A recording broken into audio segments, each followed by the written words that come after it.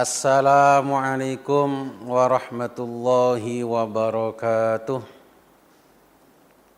Hamdalillah haqqa hamdih wa syukran lillah haqqa syukrih. Allahumma salli ala Muhammad wa sallim. Allahumma salli ala Muhammad wa sallim. Allahumma salli ala Muhammad wa sallim. Pemirsa, pemerhati, shaimin, shaimat, muslimin, muslimat, mukminin, mukminat, dimanapun Anda berada, yang terhormat dan yang kami hormati, yang mulia dan yang kami muliakan. Pemirsa pemerhati, pada kesempatan ini saya akan sedikit menjelaskan tentang masalah zakat. Yang pertama secara definisi, ya, zakat secara lughah, secara bahasa adalah at-tathhir wan nama. Zakat itu secara bahasa at-tathhir, mensucikan, wan nama, dan bertambah. Ai az-ziyadah wal khairu wal barakah, yaitu bertambah, kebaikan dan berkah. Ini dalam segi bahasa. Wa li'anna Allaha yutahhirul muzakki biha minadz-dzunubi wa radhilatil bukhli. Karena sesungguhnya Allah mensucikan pada orang yang berzakat dengan zakatnya itu tadi dari dosa-dosa dan jeleknya sifat kikir.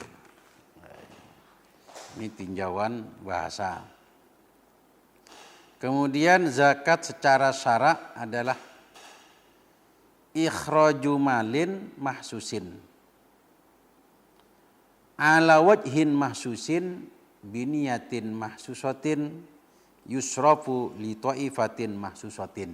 Ini secara istilah atau secara syara'.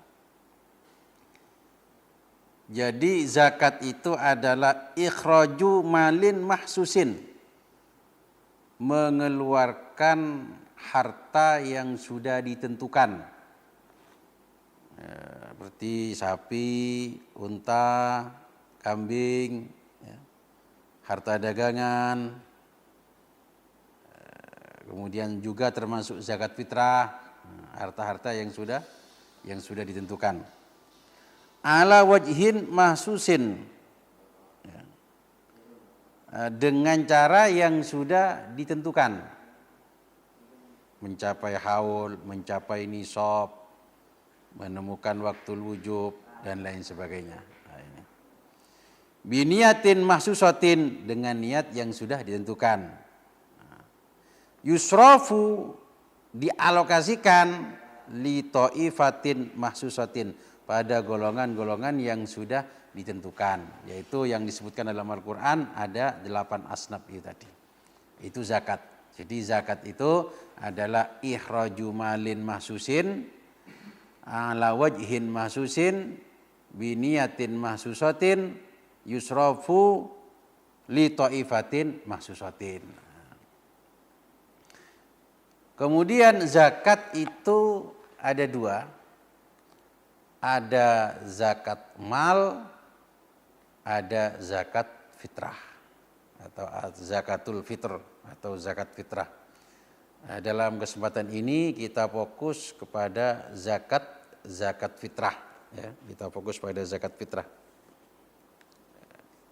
Untuk zakat malnya di lain kesempatan saja. Sumiyat bidzalika, dinamakan zakat fitr, li'annaha tajibu inda fitrin nas min shaumi Ramadan. Karena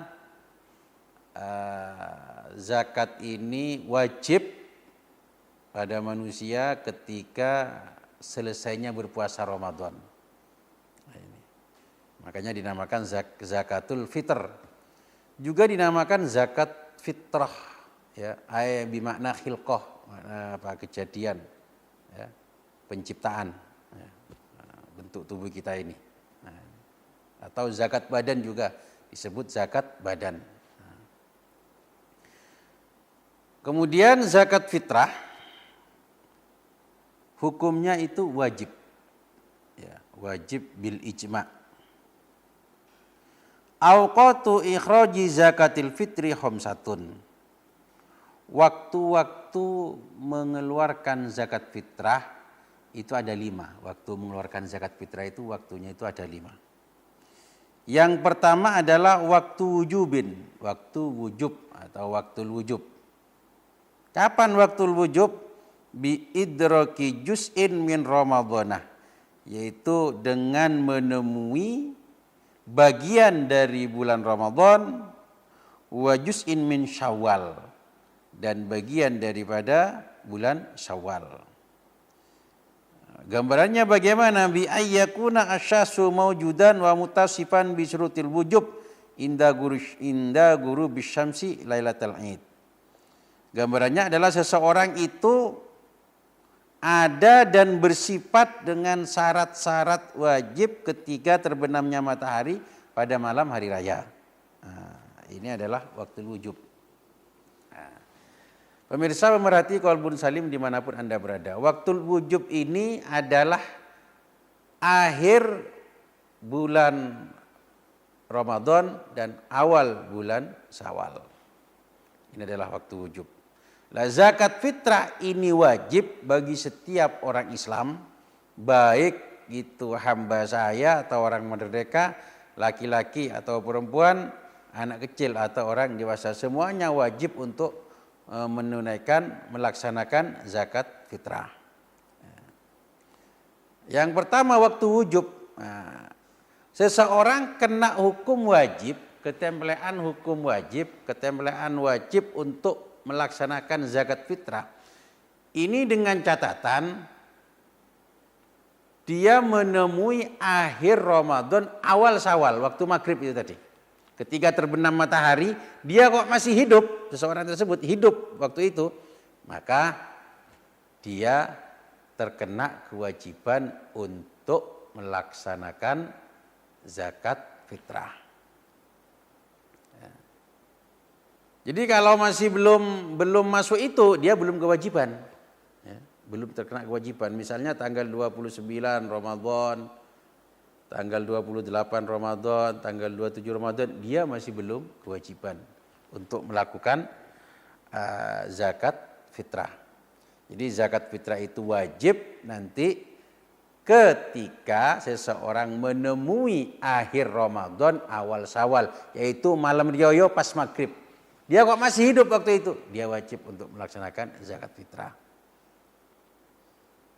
Lah misalnya kita zakat fitrah pada tanggal 25 Ramadan bagaimana? Ya monggo-monggo saja. Ini berarti masuk dalam pembahasan ta'jiluz zakah, yaitu menyegerakan zakat. Silakan zakat pada tanggal 25 silakan, asalkan dengan catatan nanti orang yang dikasih zakat itu pada malam hari raya dia tetap menyandang sebagai mustahik. Kalau nanti yang dikasih zakat ternyata kaya mendadak, malam hari raya di situ kaya, berarti bagaimana? Berarti zakatnya di situ nggak sah, nggak sah. Atau yang dikasih zakat meninggal dunia, nah ini juga nggak sah. Jadi silakan monggo saja untuk menyegerakan zakat, silakan zakat tanggal 25, 27 monggo, asalkan yang dikasih itu tetap menyandang statusnya sebagai mustahik pada waktu wujub itu tadi.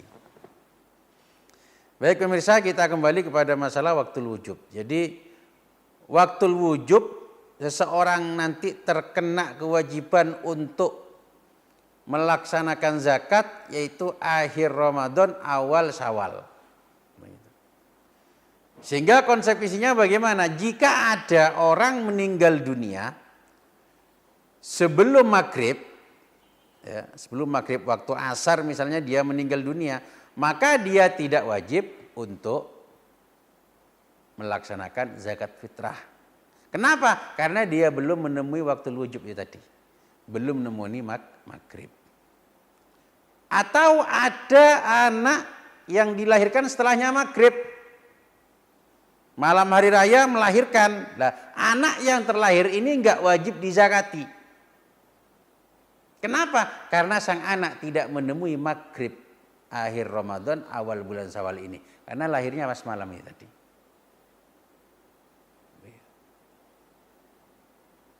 Kemudian sebaliknya, jika ada orang meninggal dunia setelahnya maghrib, maka dia wajib untuk melaksanakan zakat fitrah.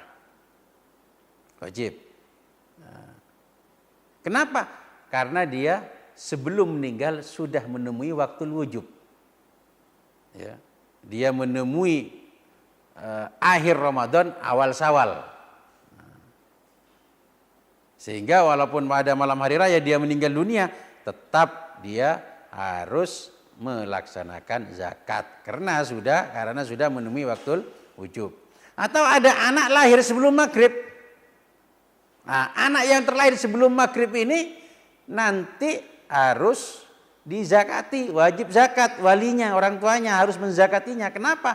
Karena sang anak ini sudah menemui waktu wujub, sudah menemui waktu maghrib.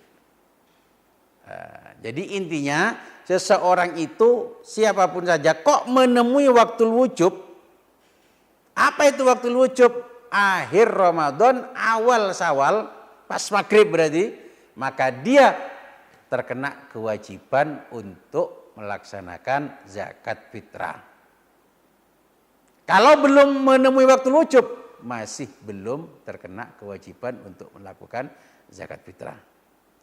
Baik pemirsa, pemerhati Qalbun Salim dimanapun Anda berada, masalah waktu wujub kita lanjutkan setelah pariwara berikut ini.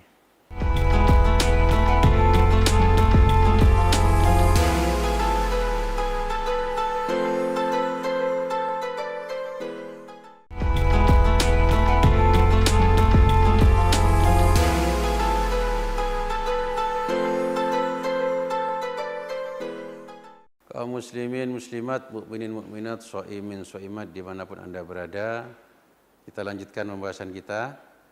Oke, tadi terkait dengan masalah waktu wujub. Waktu wujub adalah akhir Ramadan, awal Syawal ini punya konsekuensi pada kewajiban kita mengeluarkan zakatnya nanti. Ketika kita menemui waktu wujub, maka di sanalah kita di situ untuk mengeluarkan zakat fitrah. Misalnya seseorang pada malam hari raya pas maghrib dia berada di luar desanya. Anggaplah orang Banyuwangi ada di Jember. Maka orang Banyuwangi ini ketika menemui maghrib di Jember, maka dia harus melaksanakan zakat fitrahnya di Jember. Jadi di mana dia menemui akhir Ramadan, awal Syawal, maka disitulah dia mengeluarkan zakat fitrahnya. Berbeda dengan zakat mal. Kalau zakat mal di mana hartanya berada. Misalnya ada seorang pedagang keliling, ketika mencapai haul, ya, ternyata mencapai nisab, mencapai haul, berada di suatu daerah, misalnya hartanya berada di Jember misalnya. Orangnya ada di Banyuwangi, ini tetap mengeluarkan zakatnya di Jember. Karena apa? Karena hartanya ada di Jember. Jadi kalau zakat mal di mana mengeluarkan zakatnya, di mana harta tersebut berada. Tapi kalau zakat fitrah, di mana orang tersebut berada. Bahkan diterangkan, dijelaskan oleh Syekh Nawawi Al-Bantani, misalnya zakat mal tersebut, zakat tijarah katakanlah, di situ genap 1 nisab, kemudian haul berada di tengah lautan, maka dia harus mengeluarkan zakatnya di tengah lautan tersebut dan tidak diperbolehkan memindah zakat ke daratan. Berarti harus mencari nelayan-nelayan yang fakir-fakir, yang mustahik-mustahik di situ. Ini menunjukkan betapa gimana kita enggak diperbolehkan untuk memindah zakat. Gitu.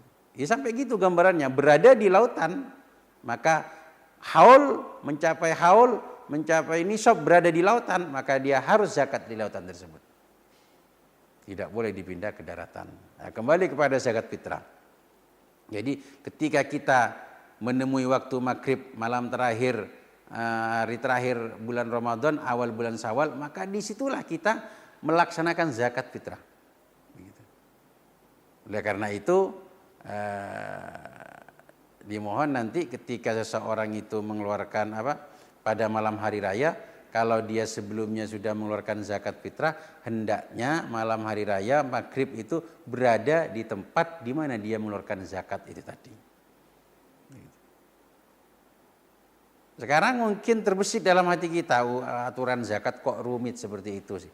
Tinggal mengeluarkan saja. Ini sebenarnya memang rumit ya rumit. Tapi kalau kita kaji lebih dalam, ini menunjukkan betapa besar nilai-nilai sosial Islam. Islam nggak mau menyakiti daripada hati fakir miskin. Kok bisa? Ya bisa, karena begini. Ketika seseorang di situ berada di suatu daerah, maka ketika seseorang waktu wujub itu berada di suatu daerah, maka fakir miskin di sekitar situ itu sudah punya harapan, oh si fulan ini akan mengeluarkan zakatnya di sini karena dia menemui waktu wujub di sini. Ini sudah ada harapan fakir miskin di situ. Dan ternyata kok kita nggak zakat di situ, kan ini membuat kecilek kata orang Jawa kepada fakir miskin. Sudah diharapkan zakatnya, sudah diharap-harapkan, ditunggu-tunggu oleh fakir miskin, ternyata dia pergi dari situ. Begitu juga kita punya harta dagangan, punya mal, ya.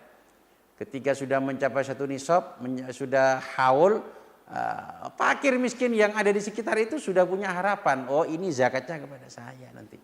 Kenapa? Karena waktu wujubnya ada di sini. Ketika kita nggak zakat di situ, kita naklu, kita pindah zakat, ini kan membuat kecilek fakir miskin. Ini betapa luar biasanya Islam, sangat menjaga, menghormati harapan-harapan daripada fakir miskin. Sehingga bagaimana? Kita nggak boleh menaklu zakat, kita nggak perbolehkan memindah zakat kecuali pendapat yang dhaif. Begitu. Jadi dimanapun kita menemui waktu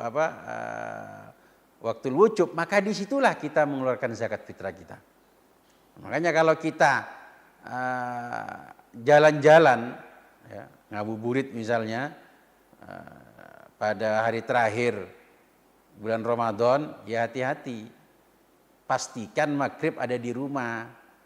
Kalau nanti maghribnya ternyata Anda berada di luar daerah, berarti nanti zakat fitrahnya di situ. Itu zakat fitrahnya di situ.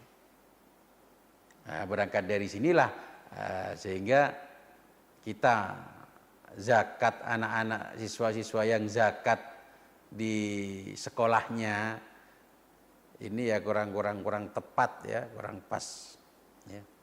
Ketika dia zakat di sekolahnya padahal sekolahnya di luar daerahnya. Sementara siswa ini nanti menemui waktu wujub di desanya. Sekolahnya di luar desanya. Nah, ini kan masuk kategori naklu zakat, memindahkan zakat. Ya kalau sekolahnya di desanya, ya, di dalam desanya, di dalam baladnya, gak ada masalah. Nanti tinggal siswanya di situ ketika waktu wujub tetap berada di sekolah tersebut, ini gak ada masalah. Ya, permasalahannya kalau sekolahnya di luar daerah, nah, ini masalah berarti. Nah, cuman sekarang kalau seseorang itu sudah membayar zakat, sudah mentakjil zakat misalnya. Tadi kan permasalahannya kalau dia belum mengeluarkan zakat, kemudian pergi ke suatu daerah, kemudian dia menemui waktu wujub di daerah tersebut, maka dia wajib untuk mengeluarkan zakatnya di situ. Ya. Jadi mahallu ikhraji fitratihi, ya di daerah tersebut, tempat mengeluarkan zakatnya di daerah itu tadi. Nah, ini yang belum zakat. Sekarang kalau sudah zakat, misalnya tanggal 25 Ramadan dia sudah melaksanakan zakat fitrah. Lah ternyata ketika malam hari raya, pas maghribnya, dia berada di selain tempat yang dikeluarkan zakatnya itu tadi. Taruhlah di situ mengeluarkan zakat di desanya. Ya. Kemudian pada waktu wujubnya, dia berada di luar daerahnya. Bepergian di luar daerahnya. Lah ini bagaimana?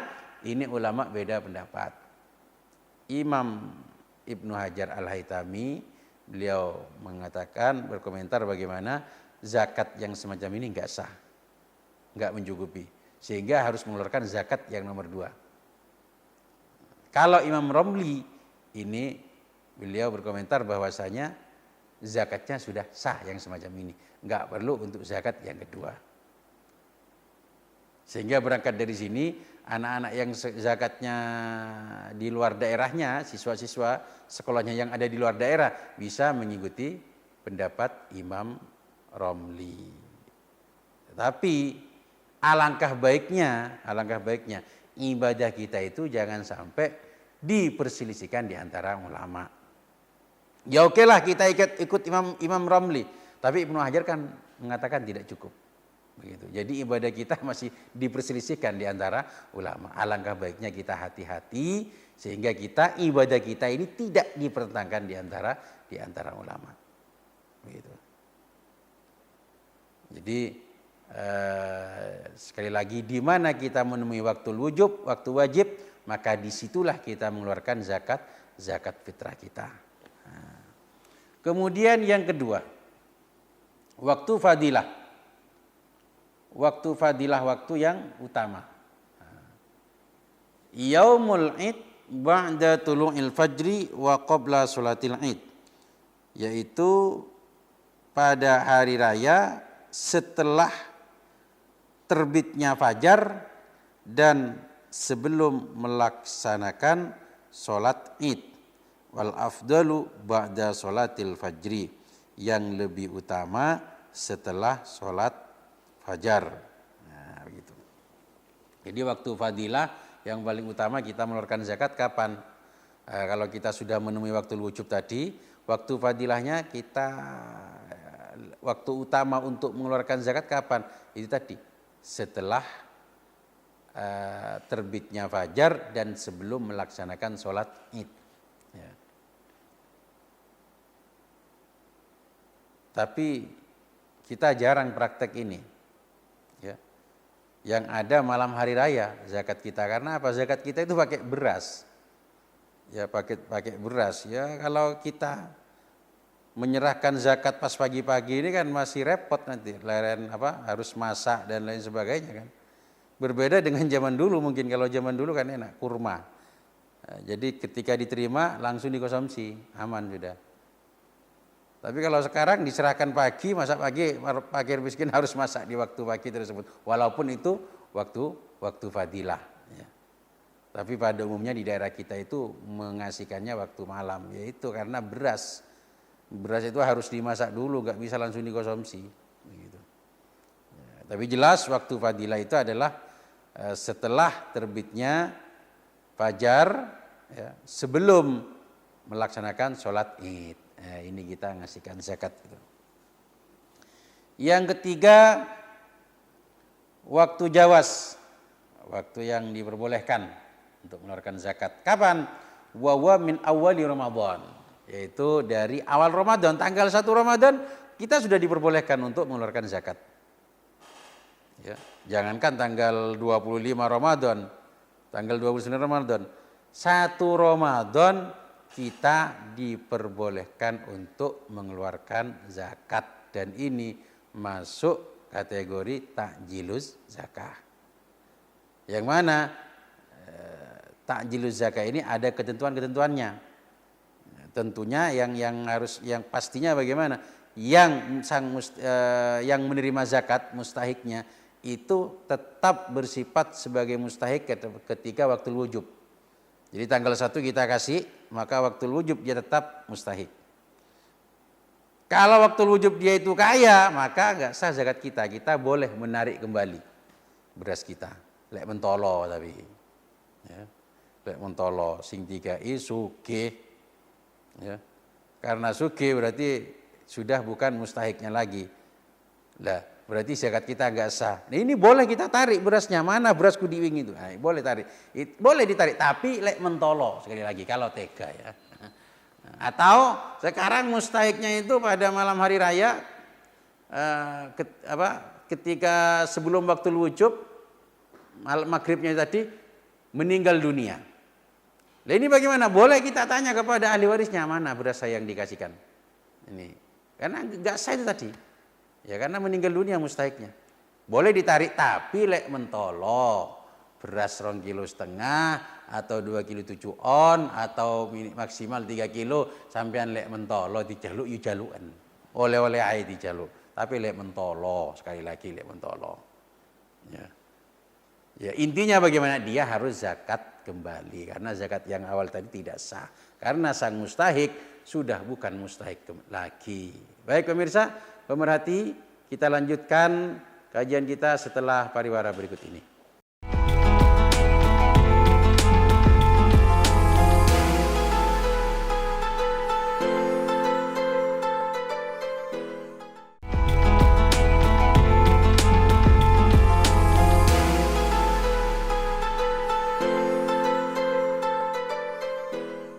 Pemirsa berarti muslimin muslimat, mukminin mukminat, shaimin shaimat dimanapun berada, mari kita lanjutkan kajian kita yang keempat, yaitu waktu karohah, waktu yang dimakruhkan. Kapan? Takhiruha an sholatil id, yaitu mengakhirkan dari sholat hari raya, ila ghurubi syamsi, sampai terbenamnya matahari. Jadi dia melaksanakan zakat fitrah itu setelahnya sholat id itu tadi, sampai terbenamnya matahari, sampai maghrib itu tadi. Ini waktu karoha sudah. Ya, hari rayanya berarti ya, siangnya itu hari raya itu dia baru mengeluarkan zakat fitrah, ini makruh. Waktu karoha. Tapi illa limaslahatin kan tidori qaribin aw fakirin solihin, kecuali di situ ada maslahah. Misalnya mau mengeluarkan zakat fitrah ketika hari raya setelahnya sholat, ini gara-gara apa? Dia keluarkan zakat fitrahnya gara-gara mengakhirkan ini tadi gara-gara menunggu menunggu kerabat. Ya. Nanti zakat saya akan saya kasihkan kepada kerabat saya, pada saudara saya. Menunggu semacam ini apa? Tidak makruh. Atau nanti kalau saya kasihkan sebelum sholat id, maka fakir-fakirnya kurang nggak soleh misalnya. Yang soleh, orang-orang yang baik, fakir-fakir yang baik itu nanti baru ada setelah sholat. Nah, berarti di situ menunda zakat, mengakhirkan zakat gara-gara menanti mustahik yang soleh, mustahik yang baik, fakir yang baik. Nah ini bagaimana? Ini tidak dimakruhkan, ya, tidak dimakruhkan karena ada alasan gitu. Kemudian yang kelima atau yang terakhir, waktu hurmah. Waktu yang diharamkan.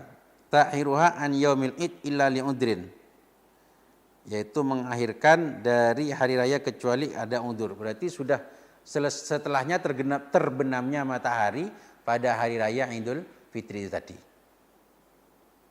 Setelahnya terbenamnya matahari dia baru mengeluarkan zakat fitrahnya, atau besoknya dia keluarkan zakatnya. Ini sudah masuk waktu hurmah, ya, masuk waktu hurmah. Kecuali ada udzur, illa li udrin wa yajuzu at-ta'khiru, maka diperbolehkan untuk mengakhirkan zakat ini. Berarti sampai keesokan daripada hari raya, keesokan harinya. Nah, ini diperbolehkan kalau memang ada udzur. Wa takunu qada'an biduni ismin, dan ini termasuk qada tanpa dosa. Tapi kalau enggak ada udzur, ini berdosa. Mengeluarkan zakat fitrah enggak ada udzur, diakhirkan sampai hari raya dapat 2 hari, keesokan daripada hari rayanya itu tadi. Ini bagaimana? Dia mendapatkan dosa. Ia termasuk qada dan mendapatkan dosa. Tapi kalau ada udzur, dia tidak berdosa.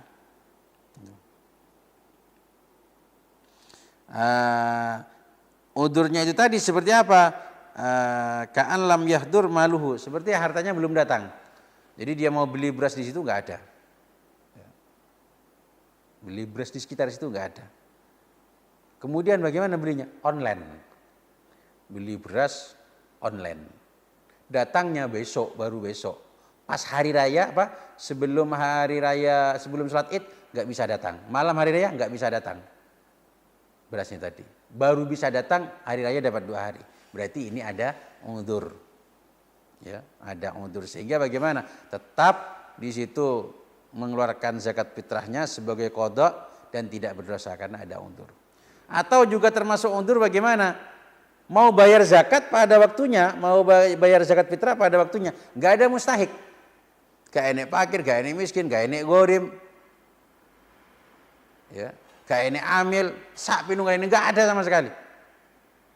Adanya para mustahik ini besok, hari raya 2 hari atau hari raya 3 hari. Nah ini berarti ada undur. Sehingga bagaimana? Dia tidak berdosa mengakhirkan zakat fitrahnya itu tadi karena ada undur. Tapi kalau nggak ada undur, maka berdosa mengakhirkan zakat fitrahnya itu tadi.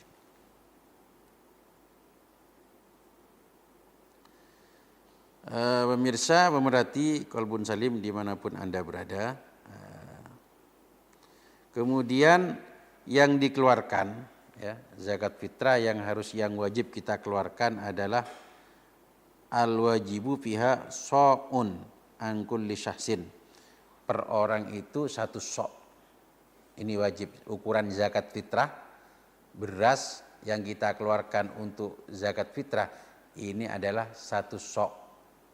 Ya, yang dikeluarkan itu 1 so'. So' ini apa? So' ini takaran. Ya. Takaran pada zaman Rasulullah Sallallahu Alaihi Wasallam. So' ini takaran. 1 so' itu sama dengan ay arba'atu amdadin bi muddin Nabi Sallallahu Alaihi Wasallam.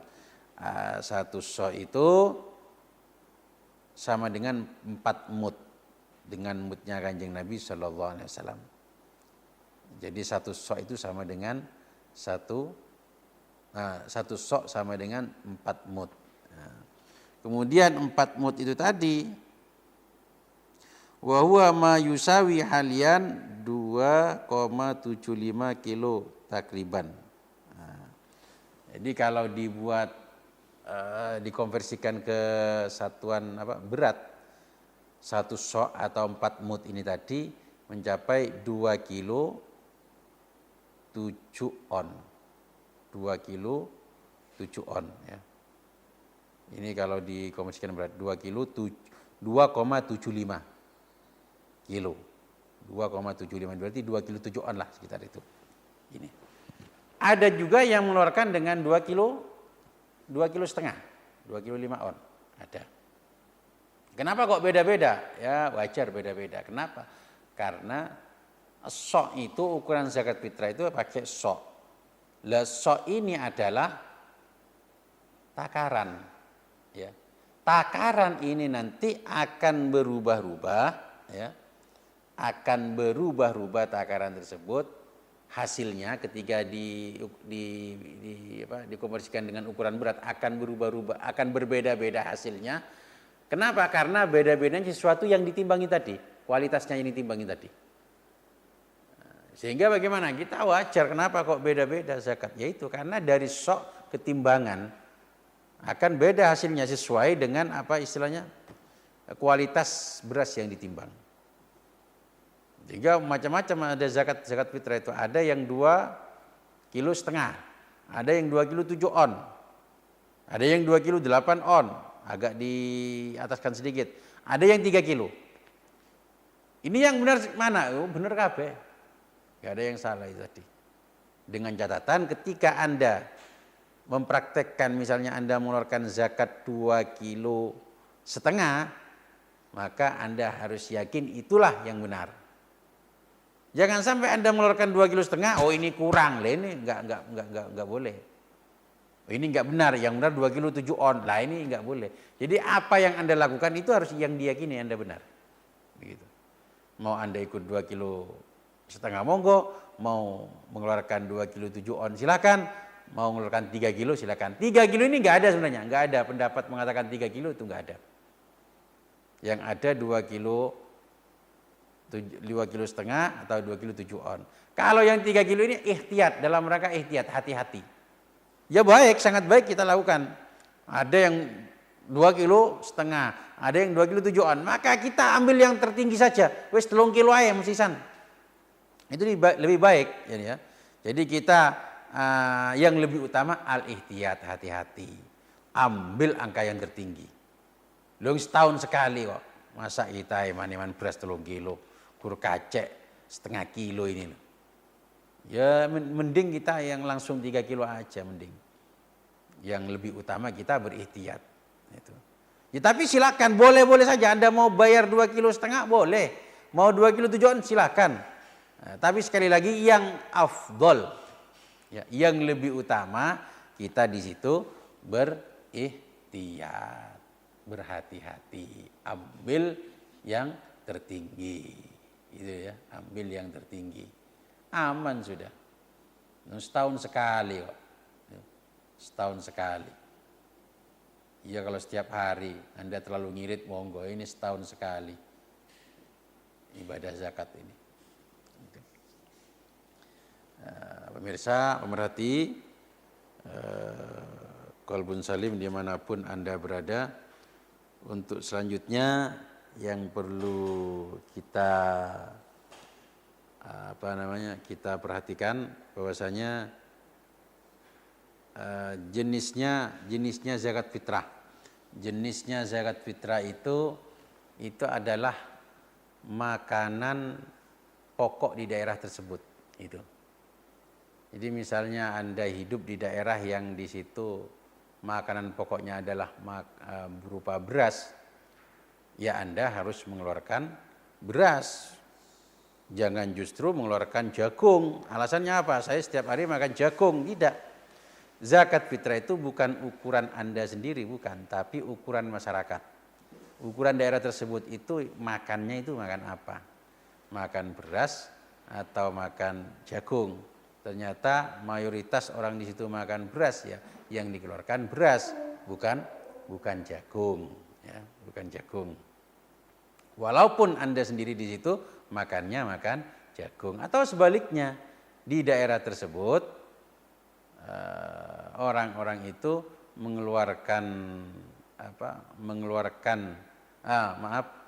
di daerah tersebut orang-orang itu makanan pokoknya berupa jagung. Anda sendiri makan beras, misalnya Anda sendiri makan beras, lah berarti Anda harus mengeluarkan jagung. Kenapa? Karena kutul balad, ghalibu kutil balad, di situ adalah jagung.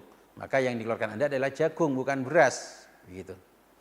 Baik pemirsa, pemerhati, kita lanjutkan kajian ini setelah pariwara berikut ini.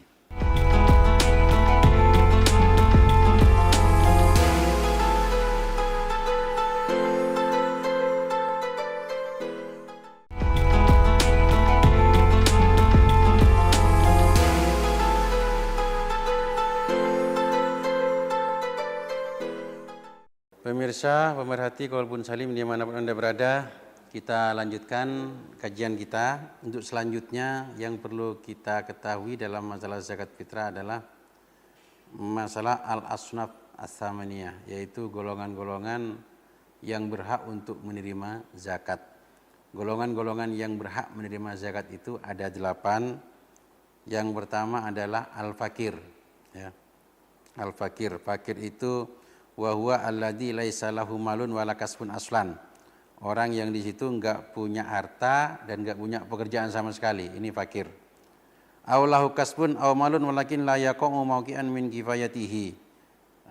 Mat'aman wa malbasan wa maskanan bi an yuhassila aqalla min nisfi ma yakfihi.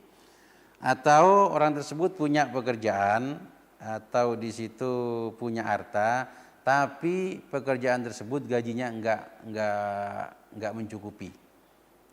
Di bawah 5%. Katakanlah misalnya dia 1 bulan butuh 1 juta untuk kehidupannya, ternyata per bulan gajinya dia cuma 250. Lah ini masuk kategori fakir. Nah, fakir ini berhak untuk menerima zakat. Kemudian yang kedua miskin. Miskin adalah wa huwa alladzi lahu malun aw kasbun yaqau mauqian min kifayatihi wa la yakfihi. Orang miskin adalah orang yang di situ punya harta atau punya pekerjaan tapi tidak mencukupinya, ya, tidak mencukupinya. Bi ayyu hasila faqonis fima yakfihi, dia menghasilkan di atas separuh, di atas separuh, 75% lah. Misalnya dia butuh 1 juta 1 bulan, dia gajinya cuman 750. Ini masuk kategori miskin. Ya. Jadi kalau fakir itu kondisinya lebih parah daripada miskin. Fakir itu nggak punya harta sama sekali, atau nggak punya pekerjaan sama sekali, atau punya pekerjaan tapi hanya 25% mencukupinya. Tapi kalau miskin, ini punya pekerjaan atau punya harta, tapi hanya memenuhi 75%. Ini untuk miskin, ya. Ini yang orang-orang yang berhak untuk menerima zakat. Yang ketiga adalah al-amil. Amil ini wa huwa alladhi yastamiluhul hakim fi ahdi zakawat min arbabiha wa sarfiha ila mustahiqiha. Fa yu'ta minaz zakati wa in kana ghaniyan. Kemudian yang ketiga daripada orang yang berhak menerima zakat adalah amil. Amil ini siapa sih? Amil ini orang yang ditunjuk, dikasih mandat oleh pemerintah untuk mengurusi zakat. Nah, ini amil. Nah, amil ini bisa dikategorikan amil syar'an, artinya amil ini boleh bisa untuk menerima zakat, ya, bisa menerima zakat. Ini harus ada SK, ada mandat daripada pemerintah. Begitu. Tapi kalau nggak punya SK, nggak punya mandat, ya, nggak punya SK, nggak punya mandat dari pemerintah, artinya dia berdiri sendiri, mendirikan amil sendiri di rumahnya, di musola-musola, tanpa ada SK dari pemerintah. Lah ini bagaimana? Ini termasuk amil mutabarri. Ini nggak boleh menerima zakat atas nama amil, karena dia bukan amil. Ini statusnya hanyalah wakilul muzakki. Ya. Hanya sebagai wakil daripada orang yang berzakat. Kita ngasih zakat kepada amil yang semacam ini, amil yang enggak resmi ini, belum gugur kewajiban kita zakat kalau si amil yang enggak syar'an ini belum memberikan zakatnya kepada mustahiknya. Belum gugur kewajiban kita. Kecuali kalau si orang yang sudah kita berikan zakatnya, orang ini sudah memberikan kepada fakir miskin misalnya, baru gugur kewajiban kita dalam berzakat. Tapi kalau kita ngasihkan zakat kepada amil yang syar'an, amil yang sudah mendapatkan mandat, ya, mendapatkan SK, maka begitu kita ngasih zakat kita kepada orang ini, maka kita sudah gugur kewajiban dalam berzakat. Nah, ini bedanya kita berzakat kepada amil yang syar'an atau dan pada amil yang mutabarri. Makanya harus hati-hati kita dalam berzakat, ya. Nah, kemudian yang perlu diperhatikan lagi bahwasanya amil itu syaratnya nggak hanya SK saja, ya. Bukan hanya sekedar SK saja. Nah, amil di sini ada dua, ada amil yang itu amil tafwid. Amil tafwid ini adalah amil yang dikasih wewenang kebijakan sepenuhnya ada pada amil ini. Ada yang amil itu tamfid, amil tamfid pelaksana saja. Ada yang hanya menggotong berasnya, mendata, menghitung, kemudian mencari, mendata mana orang miskin, mana fakir dan sebagainya. Ini amil tamfid. Lah amil yang amil tafwid ini, ya. Ini syaratnya bagaimana? Di samping juga mendapatkan SK, dia harus faqih fi zakah. Oh, ya. Harus faqih fi zakah. Dia harus mengetahui ilmu-ilmunya zakat. Jadi tidak hanya sekedar mandat, enggak hanya sekedar SK. Jangan-jangan nanti dia dapat SK, ya. Dapat SK, tapi ternyata dia enggak alim dalam masalah zakat. Ini pun juga tidak memenuhi syarat, gitu loh. Jadi syaratnya di situ di samping juga mendapatkan SK, juga di situ harus faqih dalam masalah zakat, kudu ngalim masalah zakat, gitu. Kalau amil tafwid yang langsung punya wewenang ini. Tapi kalau anak-anak buahnya tamfidnya tadi bagaimana amil tamfid ini tadi? Nah, ini enggak harus faqih. Yang penting misalnya bagian membawa beras misalnya, ya penting punya sepeda dan punya tobos, itu sudah cukup syaratnya, ya. Atau bagian pencatat syaratnya harus punya pulpen, gitu aja, gitu. Begitu pemirsa, berarti. Nah, kemudian untuk selanjutnya bagian daripada amil, nah ini perlu diperhatikan lagi. amil ini boleh, amil yang sudah syar'an ya, amil yang sudah memenuhi syarat, ini boleh mengambil bagian zakat, bagiannya itu hanyalah ujratul misli, enggak seberapa bagiannya, ujratul misli, umumnya ongkos. Ya. Katakanlah dia ngurusi zakat cuma 2 hari ya, 2 hari ini berapa, ongkos pada umumnya itu berapa, anggaplah di situ 100.000 lah katakanlah misalnya, pada umumnya ongkos orang bekerja itu 100.000. Maka ya amil ini dikasih berapa dari beras tersebut? Ya 10 kilo, karena ujratul misilnya 10 kilo itu tadi.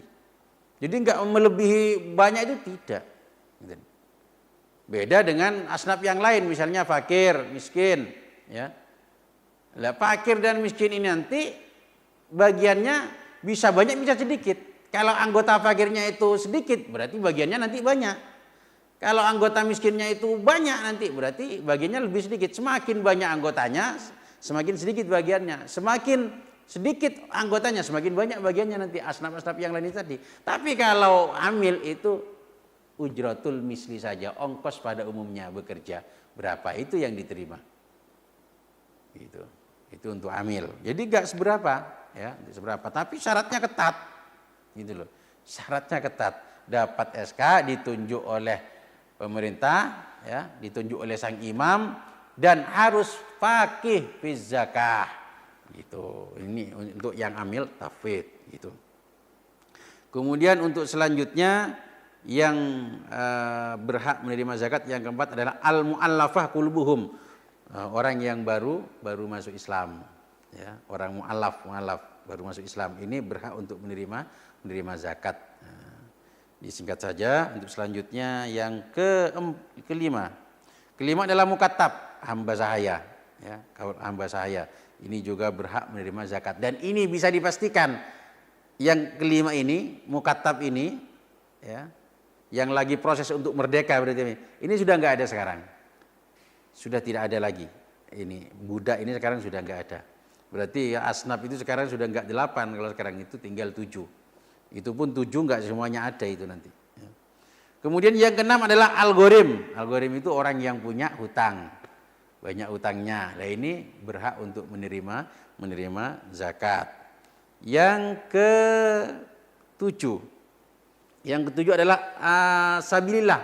Ya, ini perlu dijadikan catatan, sabilillah. Sabilillah ini siapa? Sabilillah ini adalah al-ghuzah. Orang-orang yang di situ berperang melawan orang-orang yang berjihad, orang-orang yang berperang melawan orang kafir dan tidak dapat gaji. Ini sabilillah itu. Ya. Orang-orang yang berperang, berjihad dan dia tidak punya gaji. Ini adalah yang dimaksud dengan sabilillah, yaitu para prajurit itu tadi. Dan relawan lagi tidak dibayar. Ini adalah yang dimaksud dengan sabilillah. Ada yang mengatakan sabilillah itu juga memasukkan apa? Sabilil khair. Lah ini bagaimana? Sabilil khair masuk di situ guru ngaji ya dan lain sebagainya. Ini bagaimana? Ini pendapat yang dhaif, enggak bisa diamalkan. Ya. Jadi sekali lagi guru ngaji ini enggak berhak menerima zakat atas nama sabilil khair atau sabilillah, enggak berhak. Begitu. Jadi jangan sampai ngasih guru ngaji, ngasih bagian zakat atas nama sabilillah. Kenapa? Karena dalam bab zakat dia bukan sabilillah. Oke lah memang kalau dalam segi kegiatannya dia sabilillah. Tapi untuk bab zakat, sabilillah itu orang-orang yang jihad, relawan, menegakkan agama Islam dan tanpa adanya gaji. Memang ada pendapat yang mengatakan guru ngaji ini masuk sabilillah, dikategorikan sabilil khair. Ini pendapat yang lemah, pendapat yang fasid dan tidak bisa dipakai pendapat ini. Begitu. Dan nanti kalau sabilil khair ini dibuka, ini merugikan asnaf yang lain. Karena apa? Sabilil khair itu cakupannya luas, enggak hanya guru ngaji saja. Ya, orang jadi pengurus NU ya termasuk sabilil khair.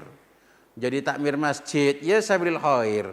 menjaga pos ronda malam-malam, ya sabilil khair. Lo kalau dibuka ini ya, dibuka sabilil khair, maka beras-beras zakat itu habis diberikan kepada sabilil khair ini. Fakir, miskin, gurim sak pinunggalani, gak dapat jatah nanti.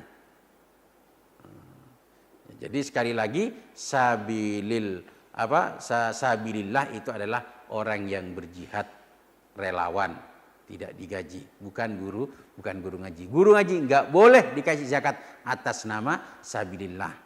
Boleh dikasih zakat atas nama tapi atas nama yang lain. Apakah fakir, apakah miskin, monggo. Tapi kalau atas nama sabilillah tidak diperbolehkan. Yang berpendapat semacam ini sangat-sangat lemah pendapatnya dan nggak bisa dipakai. Kemudian pemirsa merhati, yang terakhir orang yang berhak menerima zakat adalah Ibnus Sabil.